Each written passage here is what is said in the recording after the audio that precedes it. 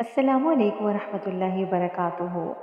آج کی ویڈیو میں آپ کے ساتھ ایک ایسی دعا شیئر کرنے جا رہی ہوں کہ جس کے بارے میں حدیث رسول صلی اللہ علیہ وآلہ وسلم ہے کہ تم میں سے جس کسی کے لیے دعا کا دروازہ کھولا گیا اس کے لیے رحمت کے دروازے کھول دیے گئے۔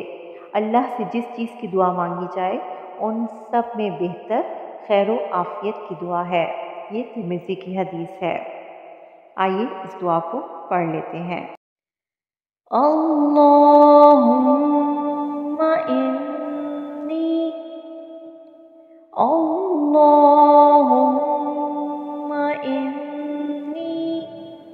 اسألک الہدی والتقى والعفاف والغنى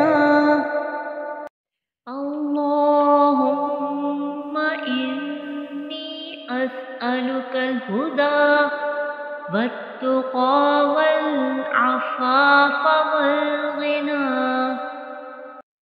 ترجمہ: اے اللہ، میں تجھ سے ہدایت اور پرہیزگاری اور پارسائی اور مخلوق سے بے نیازی کا سوال کرتی ہوں۔